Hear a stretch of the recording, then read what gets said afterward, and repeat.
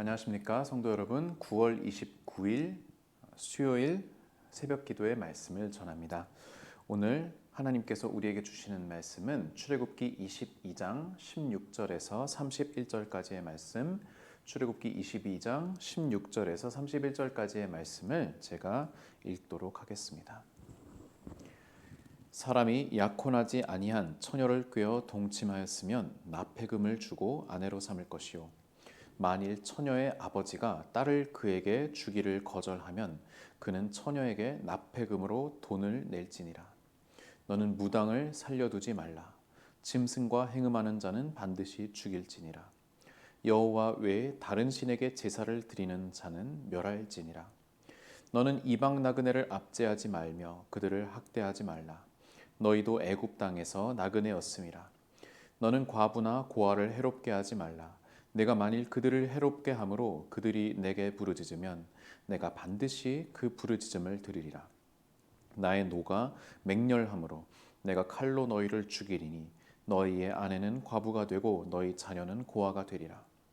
내가 만일 너와 함께한 내 백성 중에서 가난한 자에게 돈을 구워주면 너는 그에게 채권자 같이 하지 말며 이자를 받지 말 것이며, 내가 만일 이웃의 옷을 전당 잡거든 해가 지기 전에 그에게 돌려보내라.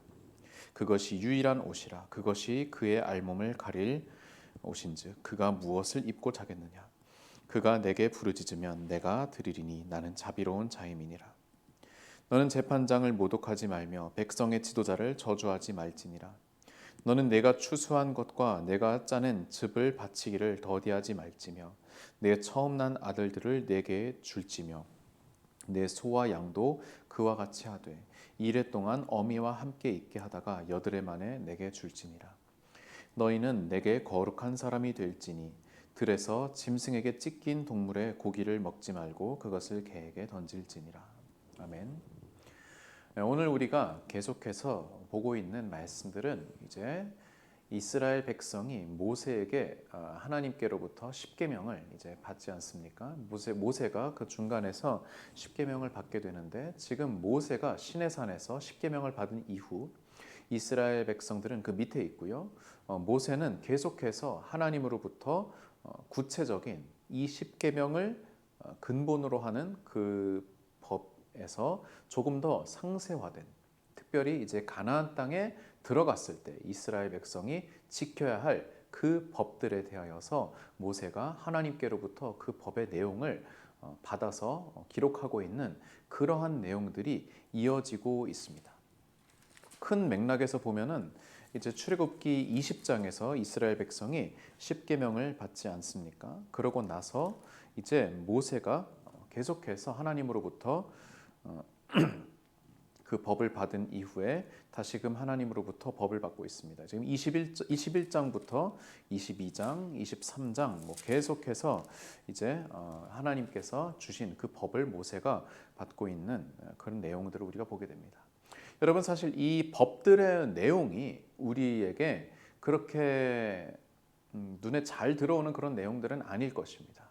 사실 출애굽기만 하더라도 우리가 통독을 여러 번 하게 되다 보면은 1장부터 20장까지, 그러니까 이스라엘 백성이 출애굽을 하는 과정, 또 광야를 지나는 과정은 굉장히 흥미진진하게 이야기 형식으로 진행되기 때문에 굉장히 잘 읽히지만, 20장 이후부터 이제 이스라엘 백성이 법을 받고 또 성막을 짓는 그런 규례들을 이제 받으면서 실제로 성막을 짓는 그러한 정적인 이야기들은 눈에 사실 잘 안 들어오죠.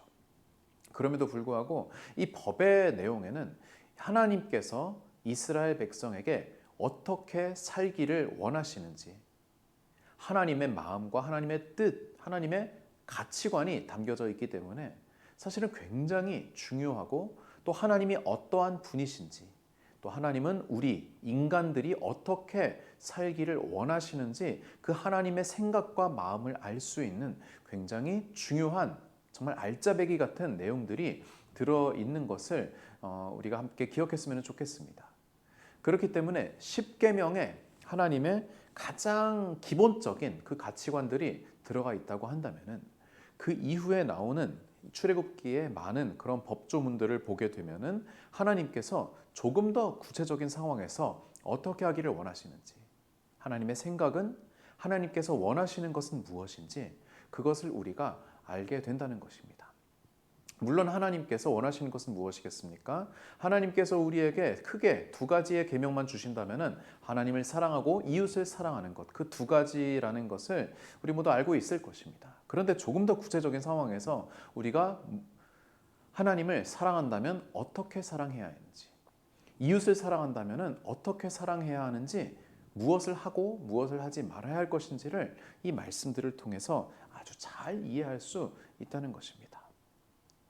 그래서 이 법들을 하나씩 하나씩 보는 것은 잘못하면 굉장히 지루한 그런 과정이 될 수도 있지만, 그러나 우리가 조금 더 집중해서 본다면은 이 법 한 구절 한 구절이 하나님께서 인간을 또 우리와 관계하기를 얼마나 기뻐하시고 사랑하시는지를 우리가 알 수 있는 그러한 하나의 척도가 된다는 것이죠. 오늘 말씀도 한번 볼까요? 법들이 여러 개가 나오지만 대체로 몇 개의 그 뭉태기로 뭉쳐져 있는 것을 함께 볼 수 있는 것을 우리가 보게 되는데요. 16, 17절이 그러합니다. 사람이 약혼하지 아니한 처녀를 꾀어 동침하였다. 여러분, 꾀어 동침하였다라는 것은 속였다는 것이죠. 즉, 여러분, 동침한다는 것은 그 당시의 시대로 본다고 한다면은 결혼하자라 동침을 전제로 동침을 하게 되면은 그것은 물론 기본적으로 결혼 전에는 동침이 허락되지 않지만 결혼을 전제로 동침을 하게 되면은 그것은 상당 부분 정상 참작이 되거든요. 그런데 이 같은 상황은 무엇이냐 하면은 결혼을 전제로 동침을 했는데 그러고 나서 꾀었다는 건 무슨 말입니까? 동침을 하고 나서 주로 남자 입장이겠죠. 남자가 이제 그 욕구를 푼 다음에 결혼을 없던 일로 하는 그러한 상황을 위한 법입니다. 만약에 동침했으면 납폐금을 주고 아내로 삼을 것이다. 우리가 먼저 혼수라고 우리식으로 부르지요. 혼수를 주고 반드시 아내로 삼아야 한다. 그러나 만약에 처녀의 아버지가 딸에게 그에게 주기를 거절한다면, 이 결혼 자체가 그다지 좋아 보이지 않는 그러한 결혼이라고 한다면은 그러면 없던 일로 할 것이냐? 그렇지 않다는 것이죠. 처녀에게 남자가 납폐금을 돈을 내야 된다. 그러니까 결혼을 하든 하지 않든 납폐금, 혼수는 무조건 남자가 줘야 한다는 것이고 이것이 결코 적은 액수가 아니었다는 것이죠. 여러분, 이렇다고 한다면은 이것은 무조건 누구에게 불리한 법입니까?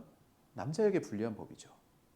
사실 여기에서 보면은 하나님께서 너무 여자 편만 들어주신 거 아니냐라고 생각할 수도 있지만, 여러분, 기본적으로 그 당시의 시대에 남자는 여성을 성적으로 너무나도 손쉽게 대할 수 있는, 자기 마음대로 권력을, 남성으로서의 권력을 휘두를 수 있는 존재였기 때문에 이것은 굉장히 여성을 보호하는, 약자를 보호하는 법이었다는 것을 우리가 알 수 있어요.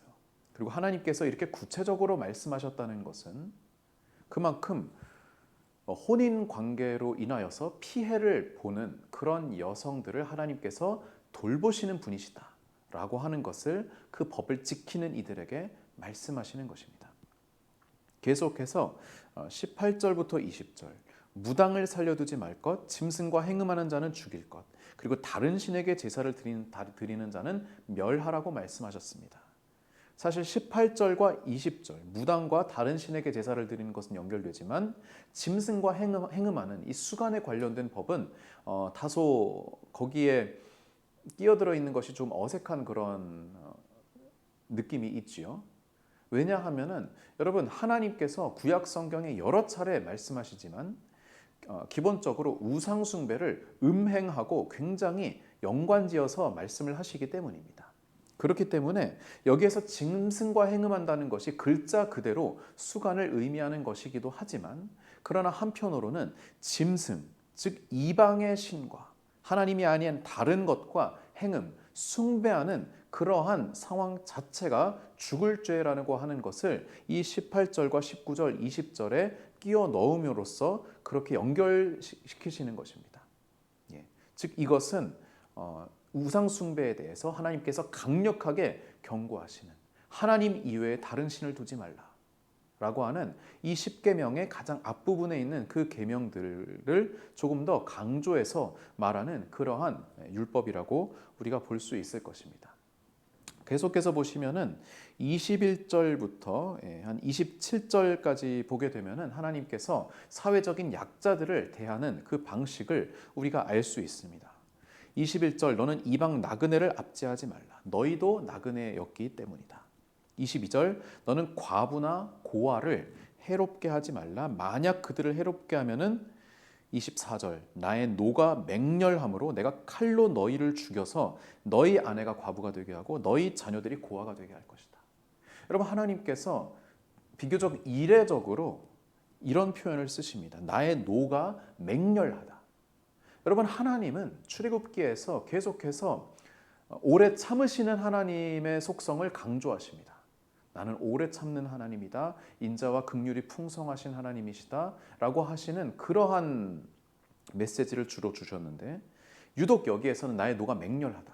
어떠한 상황에서 나그네였던 너희가 다른 나그네를 함부로 대할 때 애굽 땅에서 가장 사회적인 약자였던 너희가 가나안 땅에서 또 다른 약자들을 괴롭히는 상황이 일어날 때 여러분 이 말씀을 제가 가만히 묵상하다 보니까 제 자녀들이 이제 생각이 났는데요. 여러분 어느 집이든 자녀들에게 대하여서 뭐 우리가 율법까지 이렇게 말하지는 않지만 아이들에게 해선될 것과 해서는 안 될 것에 대한 기준을 세우지 않습니까? 그런데 그 중에서 다른 것보다도 부모의 입장에서 굉장히 화가 날 때가 언제냐면은 저 같은 경우에 저희 첫째가 둘째를 힘으로 때릴 때, 괴롭힐 때 다행히 그런 일이 뭐 많지는 않지만 만약에 그런 일이 일어난다고 하면 정말 너무 화가 날 것 같습니다. 정말 제가 첫째를 사랑하지만 그런 경우에는 정말 저 너무나도 속이 상할 것 같아요. 하나님의 마음도 이와 같지 않을까 생각을 합니다. 하나님께서 이스라엘 백성을 사랑하셔서 구원하시고 일으키셨는데 출애굽을 허락하셨는데 그런데 가나안 땅에 들어가서 그들이 새로운 갑이 됨으로써 또 다른 을을 희생시키고 괴롭힌다고 하면은 하나님께서 단순히 너 그러지 마라라고 말씀하시는 정도가 아니라 맹렬한 분노를 가지고 그것은 책임을 묻고 심판할 것이다 라고 하나님께서 말씀하신다는 것입니다. 여러분 우리도 이 부분은 우리가 깊이 생각해 봐야 할 것입니다. 기독교인으로서 교회가 여러분 교회가 과거에는 초창기에는 정말로 압제를 받던 시절이 있었고 우리나라도 복음이 들어왔던 초기에는 핍박을 받았던 그러한 때가 있지 않았습니까? 그러나 이제 교회가 많이 성장하고 사회적으로 인정을 받은 이후 우리가 혹시나 다른 압제 받는 이들의 편을 들어주지 않고 오히려 강자의 입장에서 그들을 괴롭힌다고 한다면은 하나님께서 이를 두고 무엇이라 말씀하실지 우리가 주의 깊게 돌아봐야 할 부분이라는 것입니다. 25절과 27절에도 이와 비슷한 내용이 나옵니다. 이제 채무 관계에 대한 것인데요. 내 백성 중에 가난한 자에게 돈을 구워주면은 채권자 같이 굴지 말아라. 갑질하지 말아라. 라고 하는 그런 내용이 되겠지요. 그리고 이자를 받지 말아라. 내가 만일 이웃의 옷을 전당 잡거든 해가 지기 전에 그에게 그 전당 받은 옷이라 하더라도 돌려보내라.